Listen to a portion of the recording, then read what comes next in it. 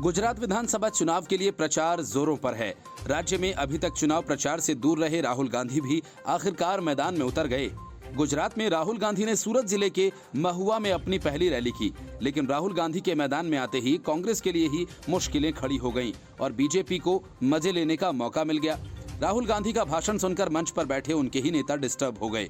हाल तो ये था कि उम्मीदवार माथा पीट रहा था कि अनुवादक ने खुद ही मंच छोड़ दिया। अब बीजेपी भी इस पर सवाल उठा रही है। दरअसल राहुल गांधी अपना भाषण हिंदी में दे रहे थे और इसे गुजराती में अनुवाद करने के लिए कांग्रेस नेता भरत सिंह सोलंकी की मदद ली। सोलंकी उनकी कही हर बात को हिंदी से गुजराती में ट्रांसलेट कर रहे थे।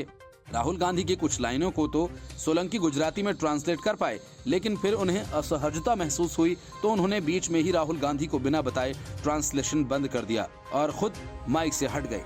यही नहीं, उन्होंने राहुल गांधी को टोकते हुए कहा कि आप हिंदी में ही चलेगा, लोगों को समझ आ रहा है। जबकि राहुल गांधी ने भी झल्लाते हुए उनसे कहा, अच्छा आपको नहीं करना है, ठीक है। वहीं अनुवादक बने भरत सिंह सोलंकी के मंच से हटने को लेकर बीजेपी ने ट्वीट कर राहुल गांधी पर निशाना साधा। बीजेपी ने अपने पोस्ट में राहुल गांधी के भाषण का वीडियो शेयर करते हुए लिखा, इसके आगे हम और क्या कहें। वहीं कांग्रेस का कहना है कि बीजेपी फालतू में इसे मुद्दा बना रही है। दरअसल मंच के सामने खड़े व्यक्ति ने राहुल गांधी से कहा था कि आप हिंदी में बोलो, हम समझ जाएंगे, हमें अनुवाद की आवश्यकता नहीं है।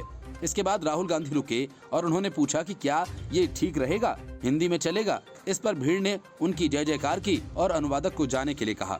इसके बाद राहुल गांधी ने हिंदी में भाषण दिया, जबकि बीजेपी नेता इसे पूरा मनोरंजन का इंतजाम बता रहे हैं। जबकि बीजेपी के हमले पर गुजरात कांग्रेस के पूर्व अध्यक्ष भरत सिंह सोलंकी ने पीएम नरेंद्र मोदी की सभा में पब्लिक नहीं आ रही है और बौखलाई बीजेपी अब मामूली बात पर भी हल्ला मचा रही है। जनता को हिंदी में भाषण समझ आ रहा था, इसलिए मैं खुद ही हट गया था और राहुल जी से हिंदी में भाषण जारी रखने को कहा।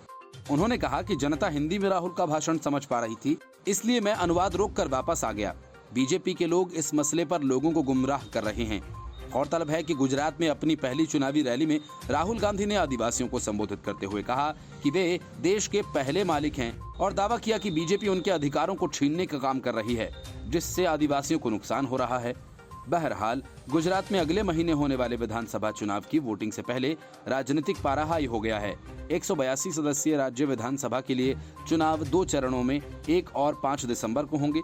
मतगणना 8 दिसंबर को होगी।